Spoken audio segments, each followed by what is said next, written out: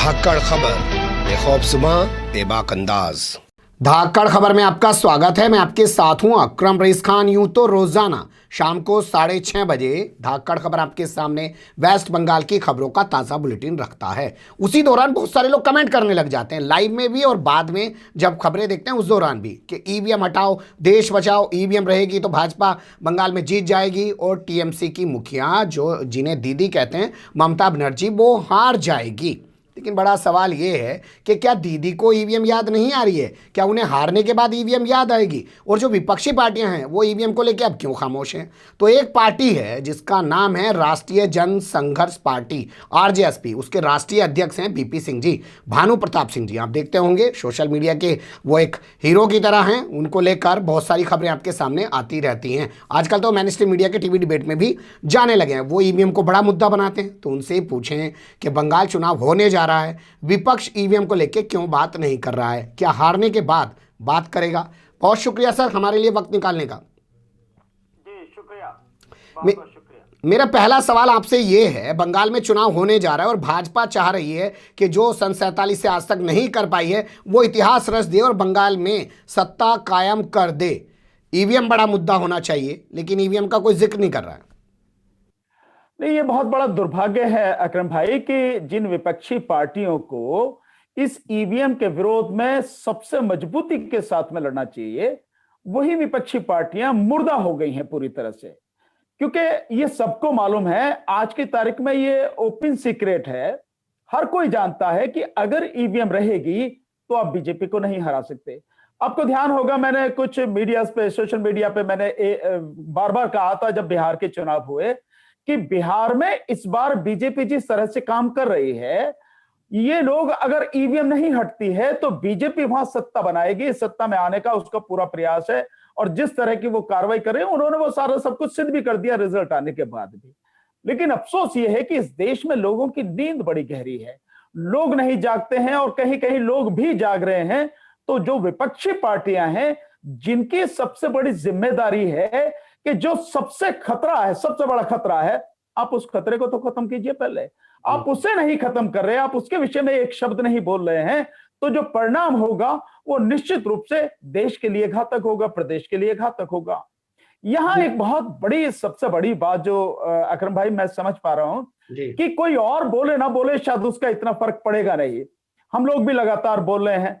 यहां पर जो है उनका बहुत बड़ा प्रभाव है, बड़ा गहरा प्रभाव है, सत्ता में है वो अगर आवाज उठाएंगी तो निश्चित रूप से इसका बहुत गहरा इफेक्ट पड़ेगा और ईवीएम रुक सकती है। आपने कहा ईवीएम रुक सकती है, लेकिन अब मैं कुछ चीजों को बिहार चुनाव से समझना चाहता हूं, क्योंकि आपने बिहार चुनाव का जिक्र किया। बिहार चुनाव में भाजपा और जेडीयू को अगर जोड़ दें तो वो 117 पे आती हैं। अगर उनके पास से मांझी चले जाएं और साहनी चले जाएं तो उनकी सरकार नहीं बनती है। अगर उन्होंने ईवीएम का इस्तेमाल किया होता तो वो इस स्थिति में क्यों रहते? वो तो 2/3 बहुमत ले आते। मैं इसको दूसरी तरह से कहता हूं अकरम भाई, आप इसको ऐसे सोचें, अगर वहां से ईवीएम हट जाती है तो अब आप पूरे बिहार के चुनाव की जो जिस तरह से कैंपेन हुई है, जो सब कुछ सबने देखा, पूरी दुनिया ने देखा, आप उसको जरा कैलकुलेट कीजिए। प्रधानमंत्री तक की मीटिंग में, यहां तक कि पटना की जो प्रधानमंत्री जी की मीटिंग थी उसमें भी सीटें खाली थी, लोग पूरे नहीं थे। लेकिन इसी के समानांतर अगर आप देखें तो तेजस्वी यादव की कहीं भी मीटिंग हुई, किसी भी जगह मीटिंग हुई, उन्होंने एक एक दिन में 12-12, 13-13 मीटिंग की हैं, लेकिन हर मीटिंग में लोगों की इतनी भारी भीड़ थी, इतनी जबरदस्त संख्या थी कि वो देखने वाला एक नजारा था। ऐसी पहले कभी भीड़ हमने देखी नहीं इलेक्शन में जिस तरह से है। तो उस सब के बावजूद भी जब पूरा बिहार, पूरी जनता तेजस्वी के साथ में थी, उस सब के बावजूद भी ये हुआ। और अगर आप देखें तो जब 118 के लगभग सीटें की गिनती उनके पक्ष में थी, उसके बाद से कई सीटों की जो गिनती है वो रोक दी गई। क्यों रोकी गई? तकरीबन जो करीब 35-40 सीटों की जो गिनती वो रोक दी गई। क्यों रोकी गई? ये सारी वो चीजें हैं जिनसे जो है साफ होता है कि निश्चित रूप से ईवीएम में गड़बड़ी हो। एक और उदाहरण, इससे सारी बातें क्लियर हो जाएंगी अकरम भाई। बिहार में जो चुनाव हुआ, लखमनिया एक जगह है, लखमनिया की एक रिपोर्ट आपने भी देखी होगी, हमने देखी है। वहां पर जब काउंटिंग हो रही थी तो ईवीएम मशीन जब लाई गई काउंटिंग के लिए, वो ठीक नहीं थी, गड़बड़ी थी। तो फिर ये कहा गया भाई यहां पे वीवीपैट भी तो लगी होगी इस मशीन के साथ में, वीवीपैट की मशीन ही ले आइए। तो वीवीपैट की मशीन लाएगी, उसकी पर्चियों की गिनती कर लें, 265 वहां पर वोटें पड़ी थी। और आपको सुन के हैरानी होगी कि 265 वोटें जो पड़ी, जब वीवीपैट की मशीन खोली गई तो उसमें एक भी पर्ची नहीं थी। अगर यह सिस्टम बिल्कुल सही काम करता है और यह सिस्टम बिल्कुल सही है, इस सिस्टम में कोई गड़बड़ी नहीं है, तो फिर कैसे एक भी पर्ची नहीं मिली? ये वो सारी चीजें हैं जो सारी प्रक्रिया को संदेह के घेरे में डालती हैं, और इस संदेह को दूर करना इलेक्शन कमीशन की जिम्मेदारी। ठीक है, ये संदेह के घेरे में डालती हैं और इस संदेह को दूर करना इलेक्शन कमीशन की जिम्मेदारी है। लेकिन आपने दो चीज़ों का जिक्र किया कि काउंटिंग धीमी कर दी गई, 35-40 सीटों के रिजल्ट आउट नहीं किए गए, और दूसरा आप कह रहे हैं एक जगह का जिक्र करते हुए कि वहाँ पे वीवीपैट से अंदर पर्ची ही नहीं निकली है। दोनों अलग अलग चीज़ें हैं, ईवीएम में खराबी का मुद्दा अलग है। पर मैं आना चाहता हूँ फिर इसी बिहार पर ही, क्या तेजस्वी यादव को अपना भविष्य नहीं दिखाई दे रहा है? हारने के बाद ही वो ईवीएम को मुद्दा बना लेते, वो तो अब भी नहीं बना रहे। दुख इस बात का है कि जिस व्यक्ति के साथ में पूरा बिहार खड़ा है वो बहुत ही कमजोर निकला। अगर कोई मजबूत व्यक्ति होता, वाकई में समझदार व्यक्ति होता, तो जिस समय काउंटिंग हो रही थी और काउंटिंग की गड़बड़ी सामने आ रही थी, ईवीएम की धांधली सामने आ रही थी, उसी समय तेजस्वी यादव को बिहार की पूरी जनता को कॉल देनी चाहिए थी कि यही पटना में सब आ जाइए, पूरा घेर के बैठेंगे, इलेक्शन कमीशन की जो भी गड़बड़ी ये सब हो रही है वो कुछ नहीं होने देंगे और काउंटिंग नहीं होने देंगे जब तक कि सब कुछ फेयर तरीके से नहीं होगा। अफसोस, मुझे कहने में कोई झिझक नहीं है कि लालू प्रसाद यादव जी जितने मजबूत, जितने अच्छे नेता हैं, उतना ही कमजोर तेजस्वी यादव निकले हैं। वरना तेजस्वी यादव को करना चाहिए था। सबसे बड़ी दिक्कत तो तेजस्वी यादव के सामने थी, और कौन उसमें पहल करता? कोई और कर नहीं सकता था, उन्हीं को करनी थी। लेकिन वो न जाने क्या इसके पीछे के कारण मैं नहीं जानता, पर मैं तो यही कहूंगा कि ये इससे बड़ी कमजोरी कोई और नहीं होगी। अन्यथा मैं तो बहुत सीधे शब्दों में कह सकता हूं कि अगर मेरे जैसे व्यक्ति के साथ में बिहार की इतनी जनता होती तो बीजेपी को बिहार से तो क्या, इस देश से जो है खदेड़ के रख देता। ये स्थिति जो है समझने की जरूरत। ठीक है, कुछ और चीजों पे गौर कर लेते हैं। मुझे लगता है जितना ईवीएम पे सवाल बीपी सिंह, भानु प्रताप सिंह कर रहे हैं खड़ा, इसके अलावा जितनी विपक्षी पार्टियां वो मानती हैं कि ईवीएम में गड़बड़ नहीं है, इसलिए वो मुद्दा नहीं बनाती हैं। आप लोगों को टीआरपी चाहिए इसलिए आप ईवीएम को मुद्दा बनाते हैं? नहीं, टीआरपी नहीं है। देखिए अकरम भाई, मुझे आप बताएं कि टीआरपी कैसे हमें चाहिए। हम बहुत सिंपल से सवाल हैं, हमारे सवालों के जवाब मैं समझता हूं इलेक्शन कमीशन को और किसी भी जो भी शिक्षित पढ़े लिखे लोग हैं, जो भी तर्क में विश्वास रखते हैं, तथ्यों को ईमानदारी से जानना और समझना चाहते हैं, उन सबको ये बात सोचनी चाहिए। नंबर एक, जिन देशों ने जो हमसे ज्यादा टेक्नोलॉजी में आगे हैं, हमसे ज्यादा हर शक्ति में आगे हैं, उन देशों ने ईवीएम बनाई लेकिन उन्होंने इस्तेमाल नहीं की। क्यों? कोई तो कारण होगा। अभी आपने देखेंगे कि दुनिया के सबसे ताकतवर देश अमेरिका में चुनाव हुआ है और 20 करोड़ के लगभग वहां पर मतदाताओं की संख्या है। 2 हफ्ते से भी ज्यादा वहां पर काउंटिंग चली है, लेकिन उन्होंने बैलेट पेपर से की है। क्यों कर रहे हैं वो? अगर ईवीएम इतनी बढ़िया है और उनके लिए तो शायद समय की बहुत ज्यादा कीमत होगी, उस सब के बावजूद भी उन्होंने केवल और केवल बैलेट पेपर से चुनाव कराए हैं। और केवल ये नहीं है, चाहे इंग्लैंड हो, चाहे जर्मनी हो, चाहे फ्रांस हो, चाहे नीदरलैंड हो, चाहे कनाडा हो, मतलब ये सारे वो देश हैं जो टेक्नोलॉजी में, ताकत में, पैसे में, हर चीज में हमसे बहुत ज्यादा मजबूत हैं। उन्होंने बनाकर भी इस्तेमाल नहीं किया। एक और उदाहरण देखेंगे आपको मैं बताऊंगा कि जो बीजेपी के ही एक सांसद हैं जीवीएल नरसिम्हा, जिन्होंने डेमोक्रेसी एट रिस्क नामक किताब लिखी 246 पेज की, जिसमें उन्होंने कहा है कि ईवीएम जो है उससे free, fair and transparent election नहीं होता, इसलिए ईवीएम से चुनाव नहीं होना चाहिए। ये तो बीजेपी के ही वो है जो व्यक्ति हैं जिन्होंने लिखी 246 पेज की किताब। उसमें एक उदाहरण उन्होंने दिया है कि जर्मनी ने इसी बात पर सवाल उठा कि भाई ईवीएम किस तरह से काम करती है, इसको हर कोई नहीं समझता। जो केवल सॉफ्टवेयर इंजीनियर है वो इसकी टेक्नोलॉजी की जानते समझते हैं, और उसके अलावा कोई भी इसको नहीं समझता।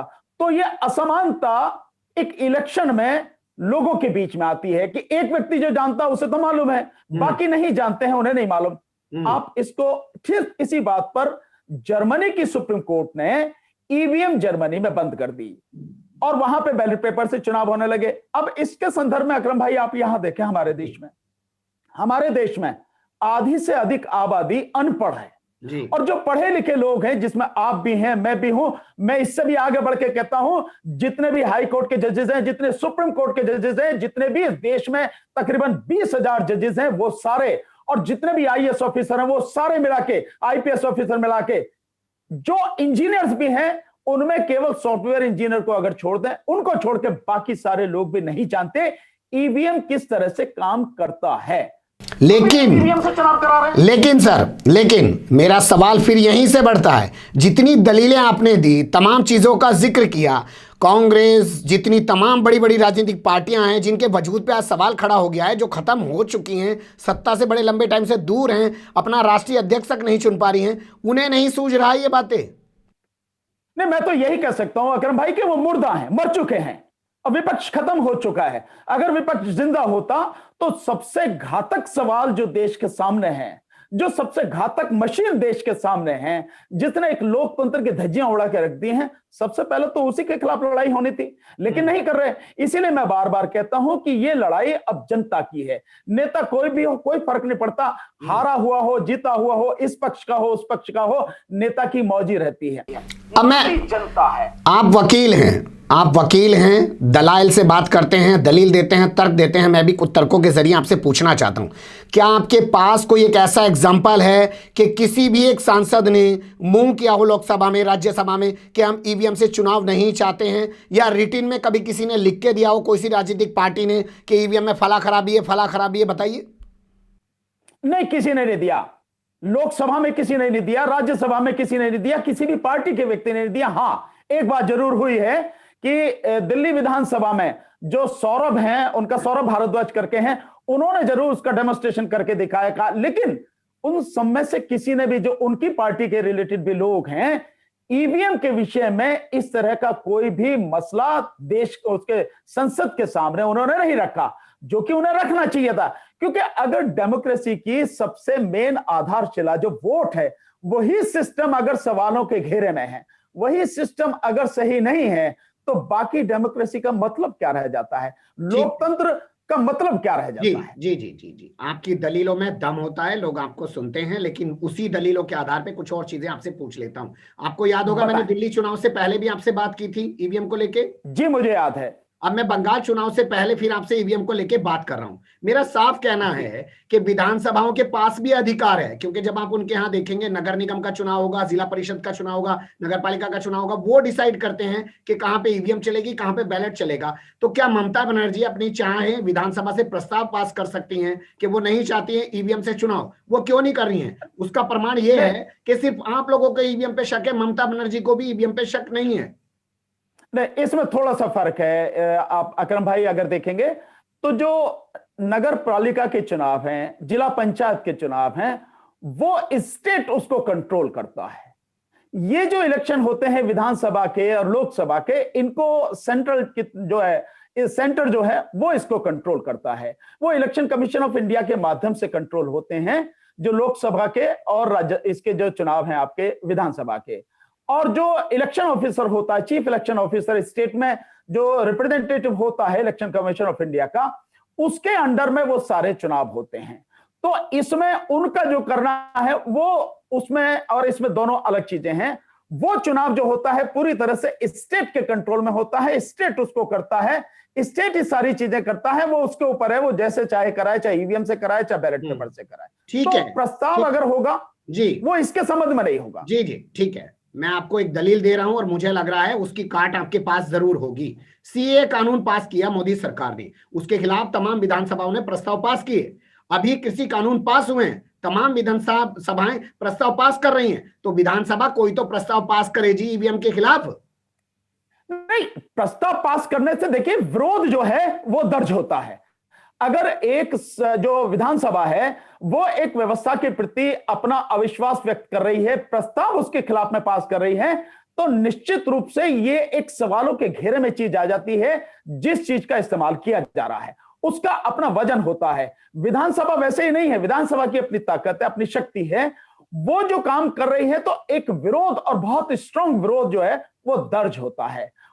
मुझे लगता है सर आप अधूरी जानकारी दे रहे हैं, क्योंकि मेरी जानकारी के मुताबिक विधानसभा जब भी कोई प्रस्ताव पास करती है केंद्र सरकार के किसी कानून के खिलाफ, उसका मतलब ये होता है कि वो अपने राज्य में उस कानून को लागू नहीं करना चाहती है, वरना विरोध करने का तरीका तो उनके पास बहुत आसान है। वो मुख्यमंत्री होते हैं, प्रधानमंत्री को, राष्ट्रपति को पत्र लिख सकती हैं, अपनी पार्टी से धरने प्रदर्शन करवा सकती हैं। प्रस्ताव पास होने का मतलब यही है कि वो उस कानून को लागू नहीं करना चाहती। मैं गलत कह रहा हूं? ये अलग अलग स्थिति है, अलग अलग स्थिति है। हर बात में ये बात लागू नहीं होती है, संविधान के तौर पर भी ये बात हर एक में लागू नहीं होती है। हाँ, ये जैसे किसान कानून के विषय में है, मैं इसके विषय में मान सकता हूं कि किसान कानून के विषय में, क्योंकि जो सरकार ने किसान कानून बनाए हैं ये स्टेट का सब्जेक्ट था, ये स्टेट का सब्जेक्ट है, क्योंकि जो संविधान के अनुच्छेद 246 में जो 7th शेड्यूल है, 7वीं अनुसूची है, उस 7वीं अनुसूची में जो ये कानून बनाए गए हैं ये कॉन्ट्रैक्ट फार्मिंग के, ये एग्रीकल्चर के विषय हैं। एग्रीकल्चर संविधान की उस 7वीं अनुसूची की जो दूसरी लिस्ट है, स्टेट लिस्ट है, वो उसके 14वें नंबर पर आता है। और जो मार्केटिंग है, जो मंडी समितियां, निजी मंडियां बनाने की बात है, वो उसकी लिस्ट, उसी लिस्ट के 28वें नंबर पर आता है। ये यूनियन लिस्ट में नहीं है, और ना ही ये दोनों सब्जेक्ट वो संवर्ती सूची जो उसमें तीसरी सूची है, जिसके आधार पर सरकार ने ये कानून बनाए हैं, 33वें नंबर पर देके, तीसरी उस सूची की 33वें नंबर पर, कि भाई ये जो है ये सारा ट्रेड एंड कॉमर्स वाला, ट्रेड एंड कॉमर्स का मतलब ये नहीं। तो इस विषय में अगर स्टेट गवर्नमेंट कोई कानून पास करती है, निश्चित रूप से उसका महत्व है और वो अपने यहां लागू नहीं होने दे सकती है, स्थिति है। ठीक है, तो सीए को लेकर जो प्रस्ताव पास किए गए हैं वो सिर्फ दिखावटी हैं? नहीं, सीए के विषय में जो प्रस्ताव पास किए गए हैं, आखिर उसको लागू कौन करेगा? स्टेट की एजेंसी ही लागू करेंगी ना।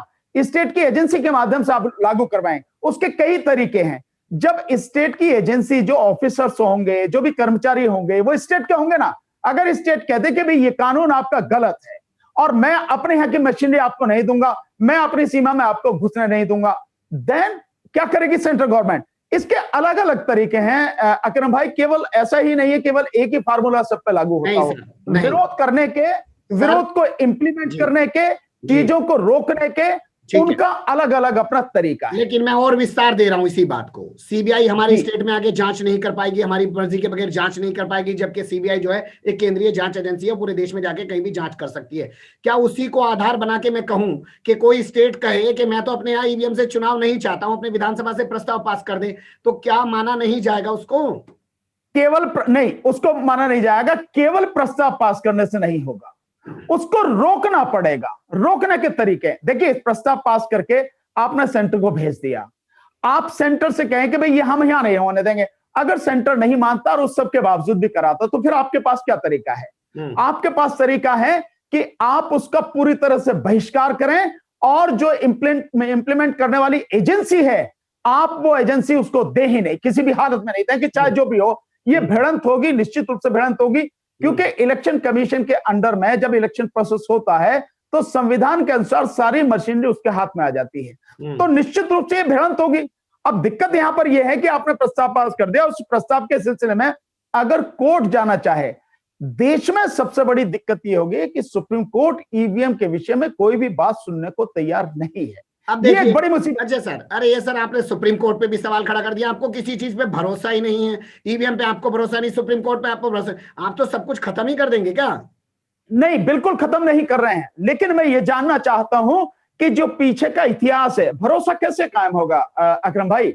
अगर पीछे की जो सारी चीजें हैं आपने सही तरीके से की हैं, देश की जनता के अनुसार जो हित है, उसका देश की जनता का हित है, अगर आपने उसको संभालते हुए सारी चीज की है, तो ही तो विश्वास कायम होगा। जब एक भी उदाहरण इस तरह का नहीं है जिसमें जनता के हितों का ख्याल रखा गया हो, तब आप क्या कहेंगे? तब आप विश्वास कैसे करेंगे? विश्वास मेरा भी जम जाएगा, विश्वास आपका भी जम जाएगा, बशर्ते आप ऐसा काम तो करें। सुप्रीम कोर्ट के लिए देखिए, बहुत एक मैं आपको तरीका, एक बात समझाता हूं। जैसे क्रिमिनल लॉ है, अगर उसमें जरा भी संदेह हो जाए तो उस संदेह का लाभ जो मुलजिम है उसको दिया जाता। अब मैं आपको एक चीज बताता हूं, 8 अक्टूबर 2013 को सुप्रीम कोर्ट ने ईवीएम के विषय में एक फैसला दिया, जो आप बड़ा नामी केस है सुब्रमण्यम स्वामी, जो बीजेपी के एमपी रहे हैं, सुब्रमण्यम स्वामी बनाम इलेक्शन कमीशन ऑफ इंडिया। इस मसले पर यह फैसला आया था।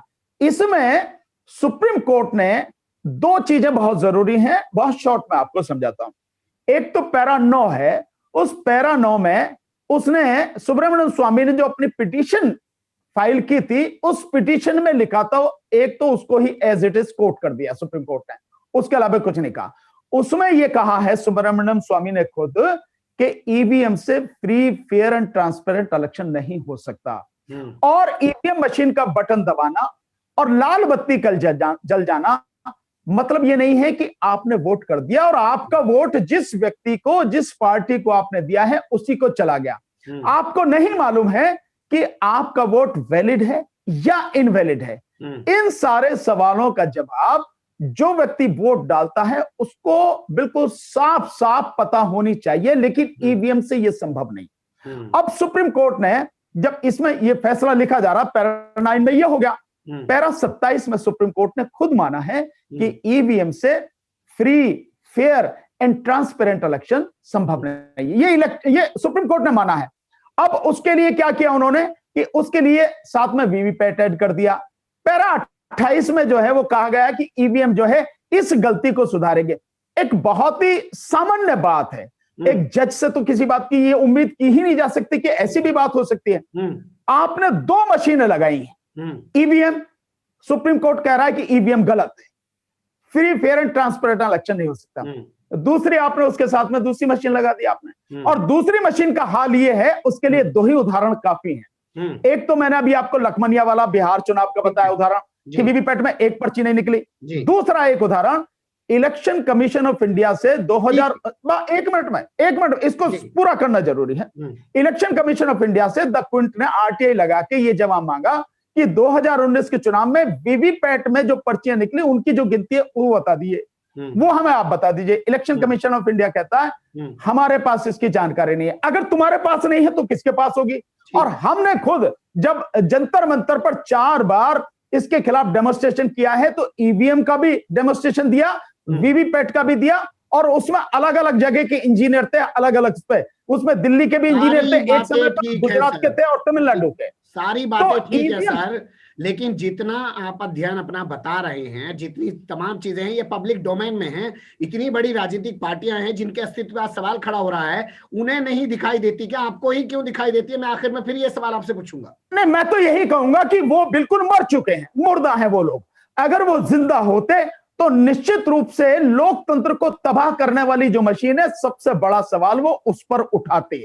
वो क्यों नहीं उठा रहे हैं? या तो वो पूरी तरह से मर चुके हैं, या मैं यूं कह सकता हूं कि उनमें से सभी लोग कभी ना कभी सत्ता में रहे हैं, तो उनके दामन शायद इतने पाक साफ नहीं है।